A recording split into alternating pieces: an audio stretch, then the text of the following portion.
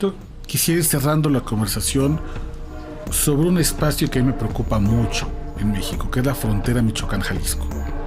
A mí me parece que nos ha retado ese espacio a imaginar el peor de los países. Tú has sido una de las voces más buscadas que ha dicho uno de los errores, un pecado original de la creación de esta primera Secretaría de Seguridad fue haber traído gente de otros estados que venían muy contaminados de dinámicas criminales distintas a las de Michoacán.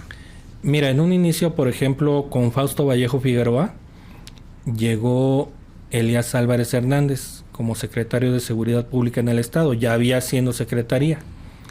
Trajeron diferentes mandos que a lo mejor no conocían el estado y que trataron de desarrollar en un momento dado una especie de mando único no formal. Uh-huh. Es ahí donde empieza a centralizarse todo ese tema, pero el manejo indiscrecional, y digo indiscrecional porque al final todo el mundo sabíamos del dispendio que había entre que si un titular de un área de inteligencia, entre comillas, trabajaba también como director de la Academia de Seguridad Pública, como que mira comisario, pero que ¿por qué le dan el grado de comisario si no tiene carrera policial? O sea, es todo un tema, y eso se fue reproduciendo poco a poco en policías municipales, y eso te estoy hablando de 2011-2012.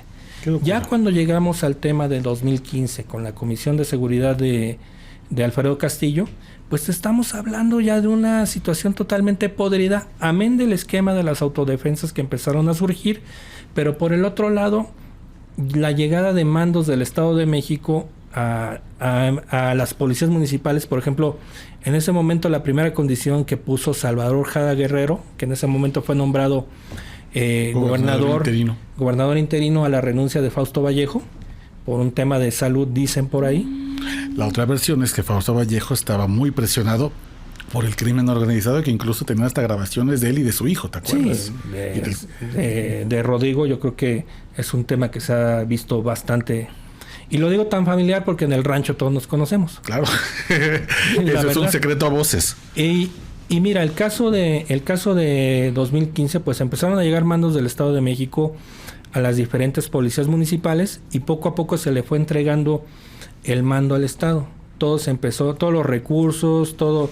Y es ahí donde viene el manejo indiscriminado, donde viene el tema de los autodefensas entrando a la Academia de Policía, donde se empiezan a contaminar estas situaciones de la disciplina policial. Y es ahí donde pues empezamos a ver el tema de la, vamos a decirlo, de la revolución que se daba en aquel momento, tanto con el tema de autodefensas como por el otro lado los propios policías manifestándose porque no gozaban de los mismos privilegios que los propios autodefensas. Los autodefensas tenían comida y cama y entrada en la academia a las horas que ellos quisieran, los policías no. Y ese es un tema donde chocaban idiosincrasias e ideologías. Alberto, casi cuando te escucho hablar, pienso que parecía un plan para echar a perder a Michoacán. Porque no puedo creer que tantas omisiones y tantas ineficacias y tantas malas decisiones a lo largo de tanto tiempo hayan sido una mera casualidad. Alguien se benefició de este caos.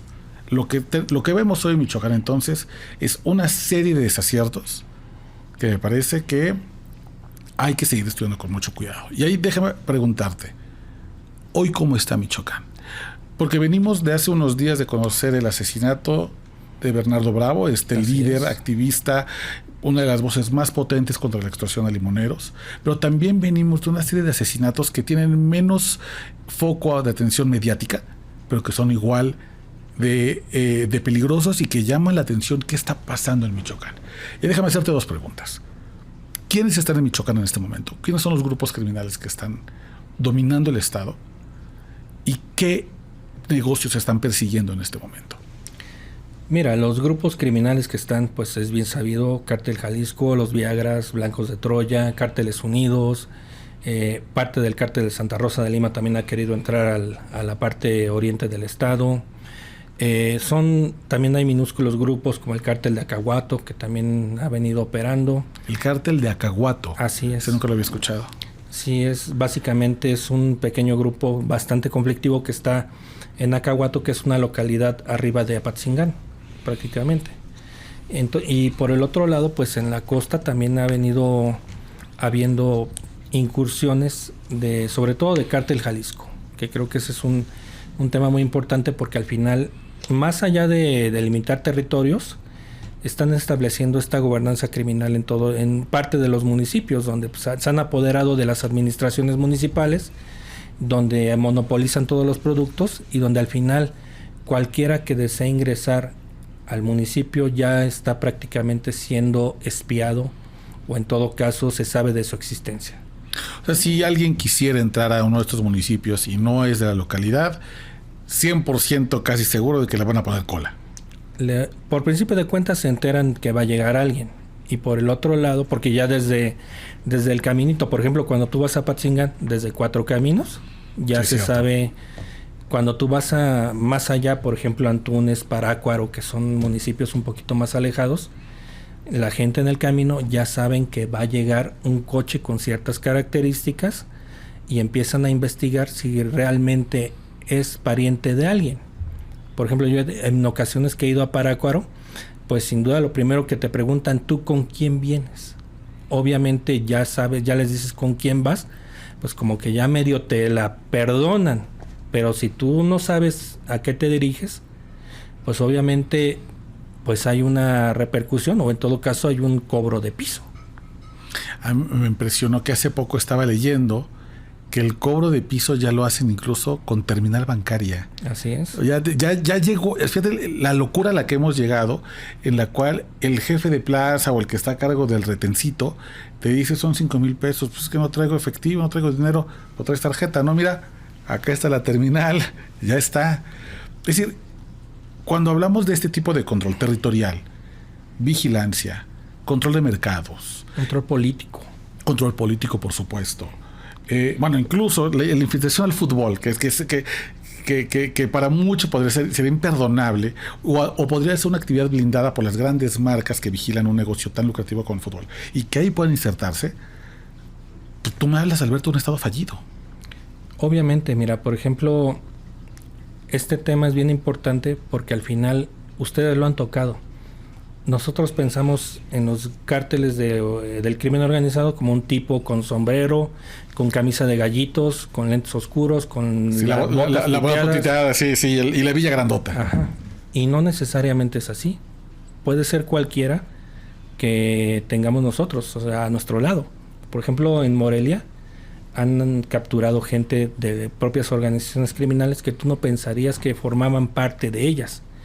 En otras partes como Uruapan, exactamente. Yo creo que en ese sentido ya el tema se ha hecho tan fuerte y se ha diversificado que creo que sin duda aquí lo más importante es empezarse a cuidar en este sentido de lo que uno vive, de lo que uno habla, porque al final no sabes si en algún momento el vecino de al lado se te va a poner punk porque puso su bocina a todo volumen, y que a lo mejor estás en una colonia muy, entre comillas, decente, pero si el vecino llega y hace una fiesta, pues si le quieres reclamar, pues mejor te la callas, porque también ya es un tema donde ya no sabes qué tipo de personas son las con las que estás conviviendo, y más, por ejemplo, en colonias o fraccionamientos privados, donde a veces es muy imposible entrar. O que la propia policía tampoco puede entrar a atender un asunto no quiere entrar. O no quiere entrar, claro. Que creo que es muy diferente. Yo ahí, fíjate, escucho tu reflexión y no puedo dejar de pensar, por ejemplo, estas mentiras que nos hemos contado los mexicanos para poder hacer convivible el entorno con el crimen organizado. Entonces de pronto nos hemos mentido y decimos, no, aquí no pasa nada, porque aquí viven sus familias. No, es que esta ciudad es muy segura porque aquí sus hijos estudian en las escuelas. Es que a mí no va a pasar nada porque su hijo convive con mi hijo en la escuela de fútbol. Y de repente creo que cuando normalizamos este tipo de cosas, cuando los aceptamos como vecinos y los ponemos en el entorno como si fueran personas honorables o decentes, pues pasa un poco esto, ¿no? Pasas de ser una ciudad como Morelia, que puede parecerte a ratos aburrida, tranquila, donde no pasa nada porque aquí conviven, al drama que tiene hoy Michoacán, donde gran parte de sus principales ciudades están completamente cooptadas y nadie sabe en qué momento pasamos de es que aquí viven con sus familias y no se hace nada, híjole, es que lo tengo al lado y tengo la bota en el cuello del crimen organizado. ¿Y sabes quiénes son los que te relatan mucho todos esos temas? Las empresas de seguridad privada que vigilan algunos fraccionamientos. Y es un tema que no han tomado en cuenta, por ejemplo, las autoridades. Las autoridades no toman en cuenta historias de este tipo, que deberían de ser productos importantes para el tema de inteligencia, porque al final de cuentas te enteras de las actividades, te enteras de quién vive, te enteras en todo caso cuáles son las personas que están entrando a algunos fraccionamientos, y que los propios vecinos en muchas ocasiones ni siquiera quieren decir, como bien lo señalaste. Aquí el tema muy importante es que la seguridad se ha fragmentado, porque de entrada, número uno, todo lo hemos centralizado en torno al tema de la autoridad. La seguridad se construye desde abajo. ¿Qué quiere decir? Desde lo que me está diciendo el vigilante de seguridad privada que está trabajando, abriendo la pestaña o bajándola, o el escuadrón de la muerte que está en la esquina de la colonia Félix Ireta, y que de alguna manera tienen mucha información, o el indigente que si le das una moneda te va a cantar todo lo que te va a decir. Claro. Todo lo que puede señalarte. Pero son temas que hoy en día, por ejemplo, en el estado, en las ciudades, no han venido desarrollando. En Morelia surgió el modelo de policía y justicia cívica. Creo que es un buen intento, pero el problema es que en México no le estamos dando el justo valor ni el presupuesto adecuado para echarlo a andar desde la raíz, que serían las policías municipales, para empezar con un reclutamiento adecuado, hacer los procesos de reclutamiento, selección, capacitación de una manera seria, ir sobre seguro con el tema del control de confianza, trabajar el tema de un esquema de organigrama de seguridad.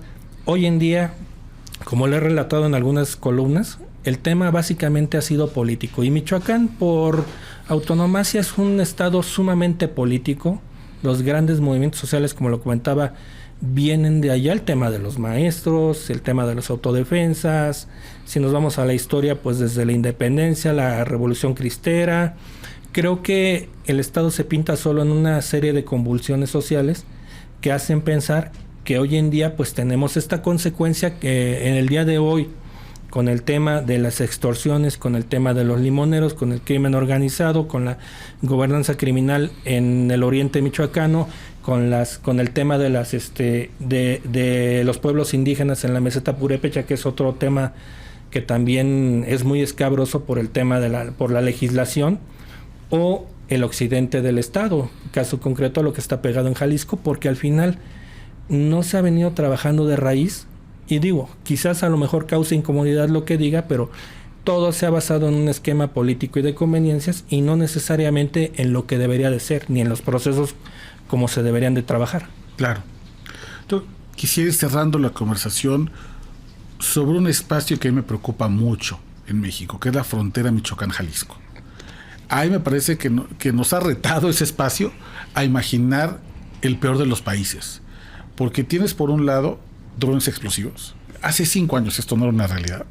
Esto parecía ciencia ficción, y hoy es prácticamente parte del arsenal básico de cualquier grupo criminal. Pero Michoacán, Jalisco inaugura ese tipo de armamento, y últimamente hemos hablado, me parece poco, de una realidad súper dolorosa, que es el tema de las minas terrestres. Y ahí quisiera un poco preguntarte también, ¿qué observas tú que está pasando en ese espacio que deberíamos ponerle atención? Porque así como siento que las autoridades tienen sus propios laboratorios para ensayar políticas de seguridad exitosas o no, el propio crimen organizado tiene también sus espacios de ensayo, y creo que están ensayando una siguiente escalada de violencia en la frontera entre Michoacán y Jalisco. Mira, por ejemplo, bien lo señalaste, laboratorios del crimen organizado. Yo creo que ellos ya no le juegan a la prueba y al error, ya trayendo todo este tema de gente que ha trabajado en otros lados, caso concreto, toda la gente que han importado de Colombia, de Venezuela. Creo que es bien importante señalar que ellos ya no van sobre este efecto de prueba y error, caso contrario como las autoridades. La frontera de Jalisco, Michoacán y por ejemplo, este último enfrentamiento que se dio en 3 estados, Colima, Jalisco y Michoacán, de manera alterna, te demuestra un amplio conocimiento de territorio por parte de los grupos del crimen organizado. Por el otro lado, te demuestra la falta de mapeo que tiene el gobierno federal en torno a el tema de las propias minas. También había por ahí una resolución judicial, si no mal recuerdo, del juez Sergio Santamaría, donde ordenaba a la autoridad federal y a la estatal para que compraran aparatos detectores de minas de fragmentación, cosa que no hicieron, y que hoy en día pues lo que estamos viendo es mandar tropas y tropas a la muerte. ¿Por qué? Porque al final no conocen el territorio, muchos de ellos vienen de otras regiones del país donde no hay este tipo de guerrilla, porque hay que señalarlos como una especie de guerra de guerrillas que hay en el estado, y que sin duda la frontera de Jalisco-Michoacán pues es, ya para mí no es un laboratorio, para mí es un tema de consolidación que se ha dado en torno a esta gobernanza criminal.